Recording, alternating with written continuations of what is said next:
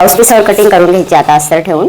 आता आपला ह्या बाजूने छोटा काट आहे आणि ह्या बाजूने आपला मोठा काट आहे. तर हा आपण याच्यावरती बाही कटिंग करू. आणि आता इथे बॅक साईडला म्हणजे हा पाठीमागचा भाग इथे ठेवून घेऊन याची कटिंग करून घ्यायची. त्यानंतर हा फ्रंट इथे ठेवायचा, जिथे ॲडजस्ट होईल त्यानुसार. इथे ॲडजस्ट होतोय हा इथे ठेवून घ्यायचा. त्यानंतर कटोरी इथे ठेवून घ्यायची.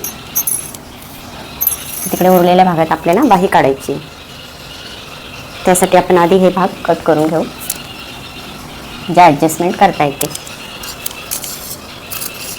पाठीमागचा भागाचा अस्तरचा जर गळा कट केला असेल तर ब्लाऊज पीसाचा गळा कट नाही करायचा, म्हणजे तो आपण स्ट्रेट सरळ ठेवू, म्हणजे शिवायला व्यवस्थित शिवता येते. हा भाग बॅक साईड. आता हा आपला फ्रंट भाग.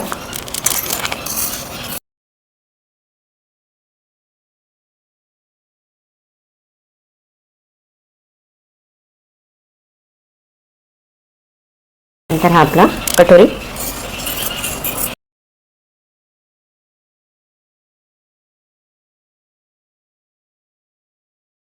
आपला मोठा काठाचा भाग असल्यामुळे आपण याला बाहीसाठी ॲडजस्ट करून बाही इथे काढून घ्यायची. आता ही बाही इथे.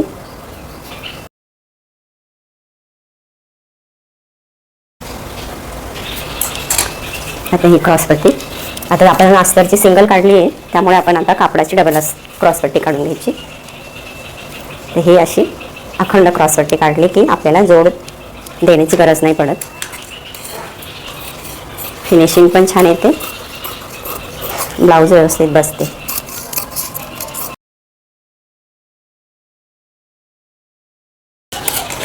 आता ह्याप्रमाणे आपण 32 इंच कटोरीची ब्लाऊजची कटिंग करून घेतली आहे. आता ह्याला आपण पुढच्या याच्यामध्ये स्टिचिंग करून घेऊ.